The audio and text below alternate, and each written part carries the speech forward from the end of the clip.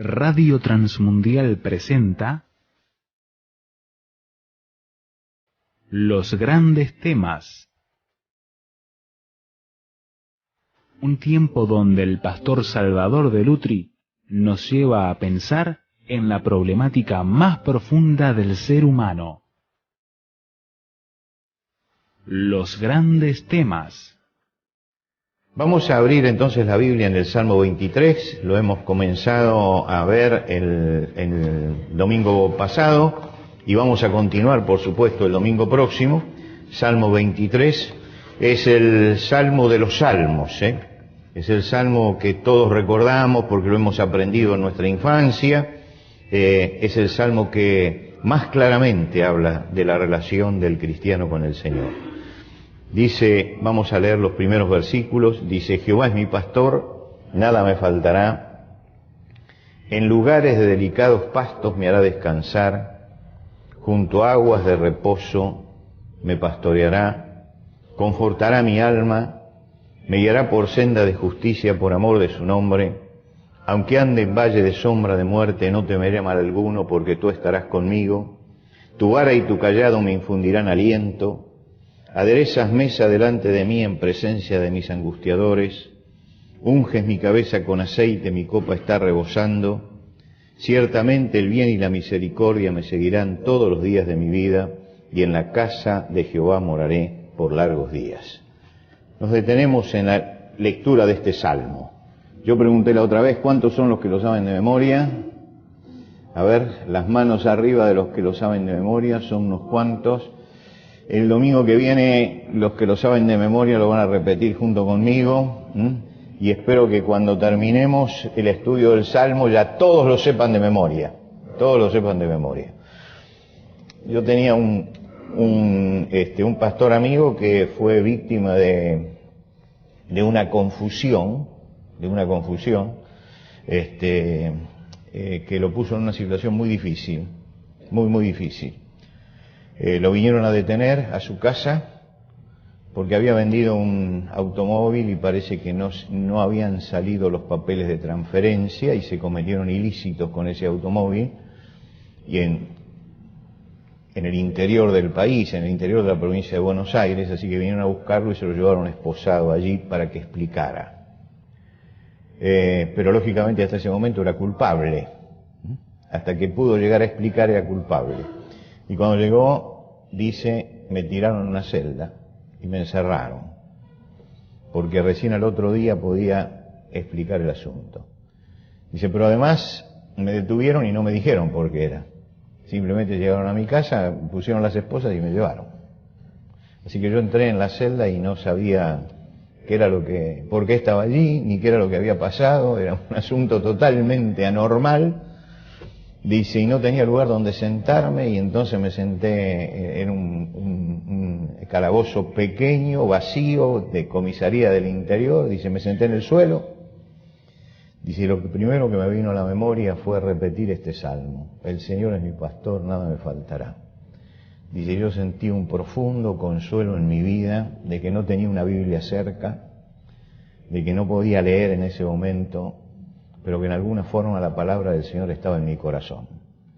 Cuando yo insisto en que hay porciones de la palabra de Dios que hay que memorizar y que es importante llevarlas en la mente, es justamente porque en esos momentos difíciles de la vida uno puede recordar ciertas cosas que son importantes. Estamos reflexionando en este salmo haciendo un acercamiento, como dije el domingo pasado, un acercamiento vivencial. ¿Qué es lo que este salmo dice a nuestra experiencia espiritual? Muchos conocen este salmo y repiten, el Señor es mi pastor, el Señor es mi pastor, pero cuando David dice, el Señor es mi pastor, le está dando al Señor el lugar central de su vida. Es decir, en el centro de la vida está el Señor. Por lo tanto, el líder, el mentor, el ejemplo, el maestro, el consejero es este Señor. Y por eso digo que muchas veces no recibimos las bendiciones que continúan en este salmo, porque tomamos a la ligera las primeras palabras y decimos, Señor es mi pastor. ¿Por qué? Porque un día yo me convertí a Cristo, pero después viví como se me antojó, ¿no? Y entonces empiezo a sufrir las consecuencias. Y digo, pero estas bendiciones de este salmo no me llegan a mí. Es que no hemos entendido la primera parte. Que lo primero que David nos está diciendo es que él, como la oveja hace con el pastor, ha hecho la entrega total de su ser, que confía exclusivamente en él, que lo sigue únicamente a él, que él es fiel únicamente a él, que su lealtad es una lealtad exclusiva. Y lealtad es una de las palabras que están ahora de moda, ¿no? No somos leales a ninguna idea, somos leales al Señor. Somos leales al Señor. Ahí está puesta nuestra lealtad. Ahora, David dice, yo no tengo el corazón dividido, tengo una sola lealtad que es para con el Señor. Por lo tanto, y entonces aparece todo lo que sigue en el Salmo. Nos vamos a detener en las primeras consecuencias. Lo primero que señala es, Jehová es mi pastor, nada me faltará, en lugar de delicados pastos me hará descansar, junto a aguas de reposo me pastoreará. Y nos vamos a detener en esta frase. El resultado de la relación es una provisión constante. El Salmo es una figura, ¿no? Usa un lenguaje poético. Entonces, allí en ese lenguaje poético habla de las necesidades básicas de una oveja. ¿Cuáles son las necesidades básicas de una oveja? Que tenga pasto y que tenga agua. Esas son las necesidades básicas de la oveja. Y entonces él habla de eso, en lugar de delicados pastos me hará descansar, junto a aguas de reposo me pastoreará. Pero hay que entender que el significado que tiene va mucho más allá de esto. Lo que está hablando es de la provisión constante que el Señor hace a nuestras necesidades básicas. Porque lo que está señalando son las necesidades básicas de la oveja y se está refiriendo a las necesidades básicas de nuestra vida. Vamos a unir un poco este salmo con algo que el Señor Jesucristo dijo en el Nuevo Testamento, refiriéndose también al mismo tema, que es un tema constante en la Biblia. El Señor Jesucristo dijo, yo soy la puerta de las ovejas. El que por mí entrare será salvo, y entrará y saldrá y hallará pastos. Y nuevamente tenemos acá, figuradamente, el tema de encontrar pastos. Pero es interesante analizar por qué Jesús habló de él como la puerta de las ovejas y entrar y salir y hallar pastos. ¿Qué significa esto? En el lugar donde Jesús hablaba, en la ciudad de Jerusalén, estaba el templo, y en el templo se ofrecían permanentemente sacrificios, y los sacrificios eran las ovejas, los corderos. Había una puerta que todavía existe, es la puerta que se llama Puerta de las Ovejas, y es una puerta que da hacia los campos de Belén. Quiere decir que los pastores en los campos de Belén criaban las ovejas y las llevaban al santuario, y las hacían entrar al santuario por la puerta de las ovejas, y esas ovejas eran sacrificadas porque iban a pagar metafóricamente el pecado de los hombres. Quiere decir que las ovejas que entraban por esa puerta iban al altar, y en esa puerta, de esa puerta no iban a salir, esa puerta la llevaba a la muerte, y estaba relacionada esa muerte simbólicamente con el pecado. Quiere decir que Jesús dijo, yo soy la puerta de las ovejas. El que por mí entrare, entrará y saldrá. Y cuando él dice y saldrá, está diciendo, y esta no es la puerta de la muerte, sino la puerta de la vida, porque yo voy a pagar. Por lo tanto, la oveja va a entrar a través mío, pero no va a tener que pagar ella, por el pecado, sino que voy yo a pagar, y entonces va a salir. Y cuando salga, es decir, cuando haya aceptado realmente que Cristo sea su Salvador en ese momento, dice ella, va a encontrar satisfacción, va a encontrar pastos. Quiere decir que la figura de Jesús es una figura completa, es una figura acabada. Yo soy la puerta de las ovejas. No entramos por la puerta hacia la muerte cuando llegamos a Jesucristo, sino por la puerta hacia la vida. Se produce el milagro, y cuando yo entro por esa puerta, entro y salgo y encuentro pastos. Ahora, es importante en este versículo dos palabras que justamente no son aquellas en las que centramos nuestro pensamiento cuando lo leemos. Nosotros estamos acostumbrados a lo visual, y como estamos acostumbrados a lo visual, cuando imaginamos este cuadro, imaginamos al pastor, a la oveja que tiene pastos por un lado y las aguas que están del otro lado. Pero acá las palabras más importantes no son ni pasto ni agua, sino cómo se califica al pasto y al agua. Y dice, en lugar de delicados pastos me hará descansar. Y acá aparece la palabra descanso. Y junto a aguas de reposo me pastoreará. Y estas son las grandes palabras de este versículo, el descanso y el reposo. Porque todos sabemos que hablamos de la lucha por la vida, por ganar el pan, ¿no es cierto? De la lucha por la supervivencia, y que esa lucha por la supervivencia no nos da descanso y nos causa angustias. Pero estas palabras hablan de la confianza que tenemos que tener en el Señor, que provee y que no nos deja desamparados. Y si yo estoy descansando realmente en el Señor, entonces mi vida va a ser una vida diferente. El Señor nos está diciendo esto. Puedes encarar tu vida alterado, afanado, preocupado, abrumado, o puedes descansar en mí. Y cuando descansas en mí, vas a tener la provisión por la que vas a tener que trabajar como trabaja todo el mundo, por la que vas a tener que esforzarse como se esfuerza todo el mundo, pero la vas a tener con descanso, sin tensiones, porque estás descansando en mí. Es interesante que vivimos una vida tan agitada que conversaba con un médico, con un gastroenterólogo, hace poco tiempo. Y él hacía una pregunta y decía, ¿para qué trabajamos? ¿Para qué trabajamos? Entonces decía, la función principal del trabajo es para comer, es para alimentarnos. Dice, lo primero por lo que trabajamos es para poder subsistir, para poder comer. Dice, lo que ponemos en nuestra mesa, sea lo que sea, es el fruto de nuestro trabajo, es el fruto de nuestro esfuerzo. Dice, pero hoy, dice, nosotros vemos cómo la gente va y come a las apuradas, ¿no? Y come corriendo. Y si usted va al centro y ve, por ejemplo, a los empleados que salen y se paran en Guerrín, en la pizzería, y están comiendo desesperados para irse, dice, y están pensando en otra cosa, dice, sin disfrutar del trabajo, dice, han trabajado para eso, pero no saben disfrutar del resultado del trabajo. ¿Por qué?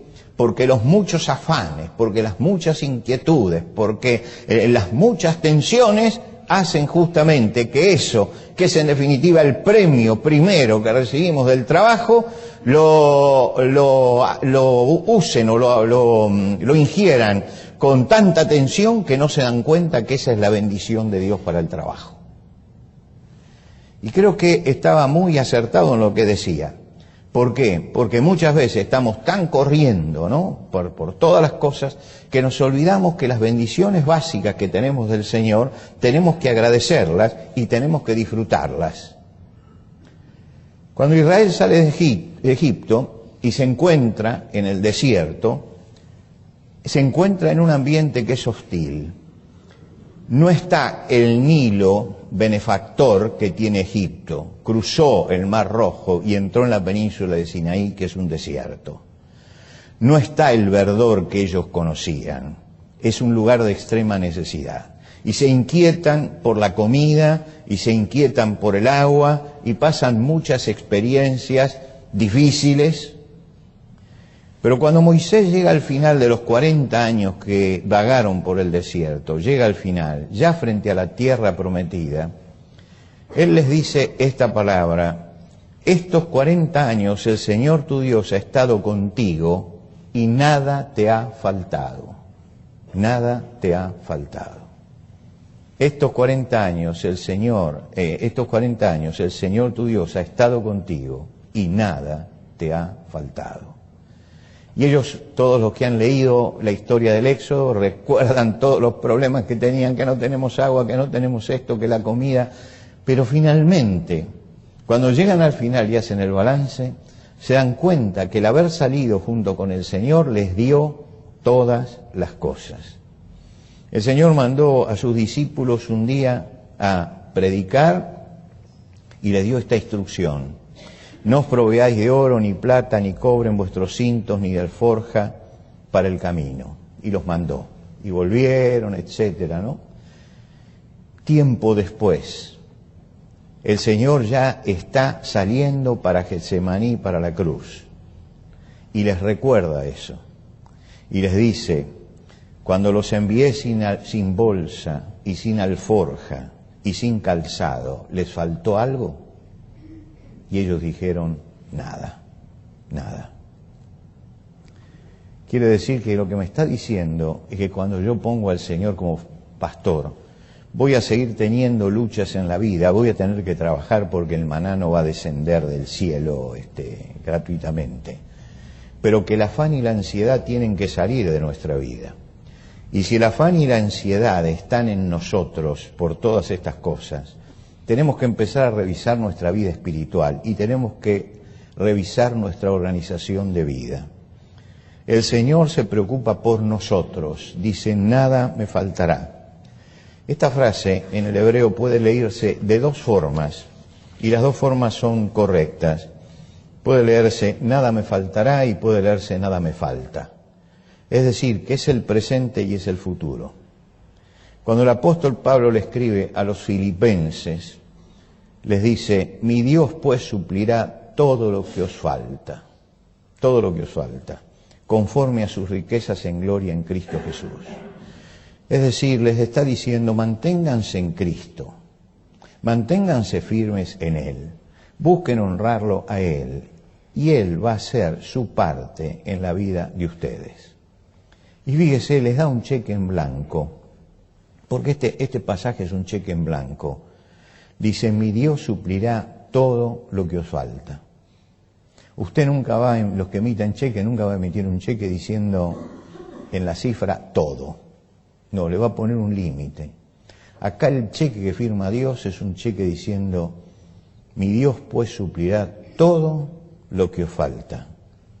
Y usted sabe que cuando usted saca un cheque y lo va a entregar, le piden que el cheque esté certificado, que tenga una garantía. Usted va a comprar una casa y lleva un cheque y tuvo que ir antes al banco y certificar el cheque. Acá la certificación y dice: mi Dios, el que certifica el cheque de Dios. Mi Dios pues suplirá todo lo que os falta. Y dice: ¿y de dónde lo va a sacar? De las riquezas en Cristo, del tesoro inagotable. Está hablando de la riqueza espiritual de Dios puesta a disposición de aquellos que lo buscan. El salmista descansa en el Señor. Está diciendo que no está ansioso, que no está afanoso, que no tiene miedo al futuro, que a veces nosotros miramos y decimos: ¿qué va a pasar? ¿Qué va a pasar? Bueno, que nos preguntemos qué va a pasar es bueno. El asunto es que eso no afecte nuestra vida. ¿Qué va a pasar?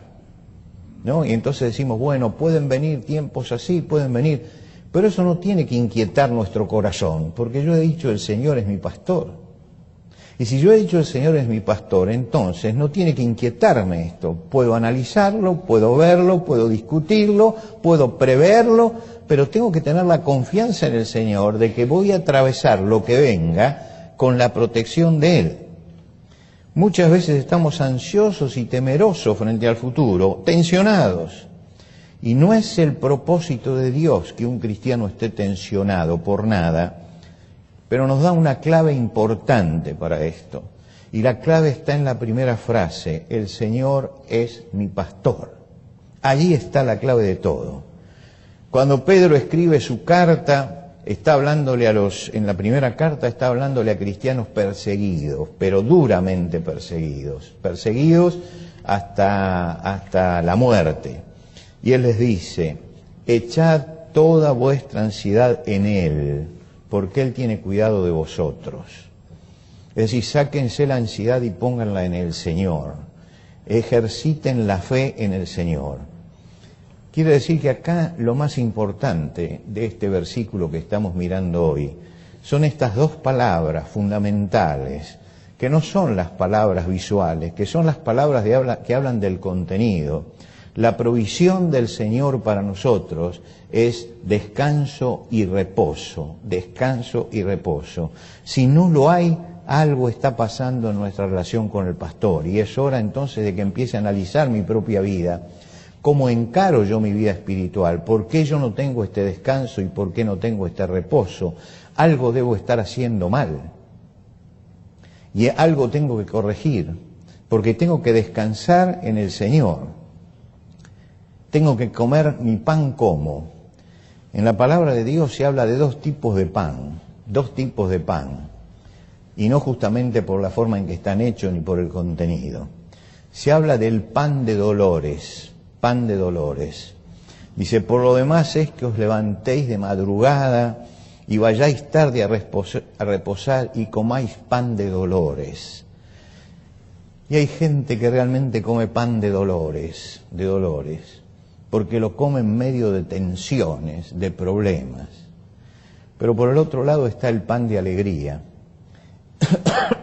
Y en Eclesiastés, Salomón dice, anda y come tu pan con gozo y bebe tu vino con alegre corazón. Come tu pan con gozo y bebe tu vino con alegre corazón, porque tus obras ya son agradables a Dios.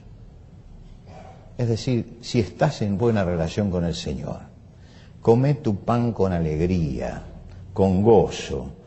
Come tu pan con alegría y bebe tu vino con alegre corazón. Me está diciendo que cuando tengo al Señor, tengo que saber disfrutar de las cosas que el Señor me da y tengo que estar agradándole a Él. Fíjense, hay dos tipos de pan. El pan que se come con dolor y el pan que se come con alegría. Y realmente tenemos que comer el pan con alegría, porque todo lo que tenemos lo recibimos del Señor. Comerlo con alegría. Lo que hace la diferencia entre un pan de dolor y un pan de alegría no es el tipo de trigo con el que el pan está hecho, Lo que hace la diferencia es la actitud espiritual con el que se come. Dios dice que yo puedo estar afanado o puedo confiar en Él. Y que estas son las dos opciones que tengo en la vida. El Señor en el Sermón del Monte nos enseñó a orar. ¿Y qué fue lo que dijo en el Padre Nuestro con respecto al pan? El pan nuestro de cada día, dánoslo hoy. Y es interesante, el Señor no dijo el pan que vamos a comer durante toda la vida, sino Él pidió, dije, hay que orar por el pan de cada día, de cada día. Cada día tiene su afán y hay que centrarse en eso. Y cuando yo me centro en eso, y repito el Padre Nuestro con sentido, porque muchas veces se repite como si fuera una cantinela y no se piensa en las palabras. Cuando pienso en las palabras, el Señor está diciendo, el pan nuestro de cada día, dánoslo hoy, de cada día. Nosotros a veces estamos queriendo tener el pan de hoy, el de mañana, el de pasado, el del año que viene, y eso trae afanes en nuestra vida. Y entonces trae desequilibrios. El Señor dice, yo lo que te voy a dar es el pan de cada día. El pan de cada día. Y el pan de cada día significa el alimento necesario para cada día. Y ustedes recuerdan que esta oración el Señor la incluyó en el Sermón del Monte. Le dijo a los discípulos, cuando ustedes oren, tienen que orar así. Y entre otras cosas les dijo, el pan nuestro de cada día, dánoslo hoy. Pero Jesús siguió hablando en el Sermón del Monte. Y cuando siguió hablando les dijo, miren las aves del cielo. Las aves del cielo no siembran, ni ciegan, ni recogen en graneros, porque no tienen esa capacidad. No les ha dado Dios esa capacidad. Y entonces dice, sin embargo, vuestro Padre Celestial las alimenta. ¿Por qué? Porque Dios sabe que no tienen la capacidad de sembrar, ni de cegar, ni de acumular en graneros. Por lo tanto, las va a alimentar de acuerdo a las capacidades que les ha dado. Y dice, y por el vestido, ¿por qué os afanáis? Considerad los lirios del campo, cómo crecen. No trabajan, ni hilan, y lógicamente no tiene la planta la capacidad de hacer esto. pero dice, ni aun Salomón con toda su gloria se vistió como uno de ellos. Dios cuida de todas sus criaturas, y a cada una le ha dado una capacidad determinada, y le exige que esa capacidad la use y que trabaje dentro de esa capacidad. Pero cuando la usa y trabaja dentro de esa capacidad, Dios le provee lo que realmente necesita. Nosotros tenemos otras capacidades que van más allá de las aves del cielo, de los lirios. Podemos hacer otras cosas y tenemos que hacerla, pero hagámoslo en paz y hagámoslo confiando en el Señor. El Dios que cuida y provee para los lirios del campo que no tejen ni hilan, ni para las aves del cielo, es el que provee también para nosotros. Hemos entrado por la puerta de Cristo, hemos entrado por esa puerta. El Señor dice, el que oye mi palabra y cree al que me envió tiene vida eterna y no vendrá condenación, mas pasó de muerte a vida. Entré por esa puerta. David sabe cuando escribe este salmo que habrá tiempos diferentes. Y en el salmo más adelante lo va a decir, que hay tiempos de copas rebosando, y que hay tiempos de valle de sombra de muerte. Pero antes de hablar de las copas rebosando y de los tiempos de valle de sombra de muerte, me anticipa. ¿Y qué es lo que me anticipa? Que el Señor nos va a dar lo que necesitamos porque el Señor está con nosotros. Él sabe que hay valles de sombra de muerte y sabe que hay copas rebosando, ¿no? Pero saben también que siguiendo al pastor nada me faltará, que siempre llegaré al lugar de los pastos delicados para descansar y siempre llegaré a las aguas de reposo para reposar. Son 2 frases nada más, y sin embargo encierran todo el misterio de la vida, de las tensiones, de la ansiedad, del afán, y es la respuesta de Dios esta mañana para nosotros. Que podamos encarar esta semana que hoy comenzamos en la presencia de Dios y en la paz del Señor, con la paz del Señor todos los días de nuestra vida y con una fe asentada en el pastor de que realmente cuando Él es mi pastor nada me faltará y tendré reposo y tendré descanso. Señor, queremos darte las gracias por las promesas que tenemos en tu palabra y porque sabemos que tú estás siempre cuidando nuestra vida y siempre tu mano poderosa de amor está sobre nosotros.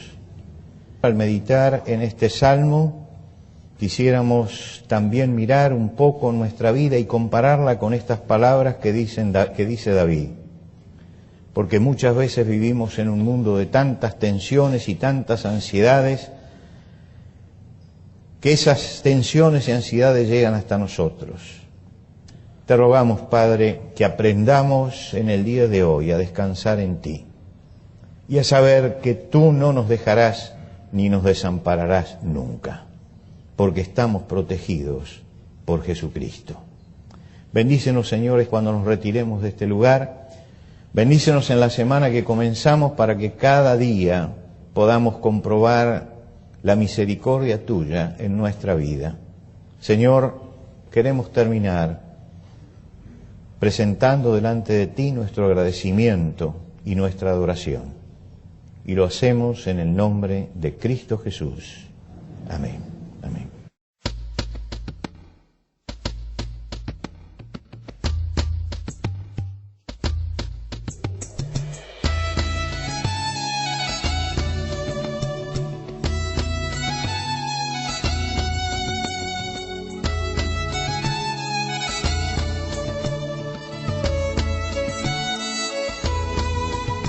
Antes de finalizar los grandes temas del día de hoy, les queremos dar los canales de comunicación donde usted puede entrar en contacto con el pastor Salvador de Lutri.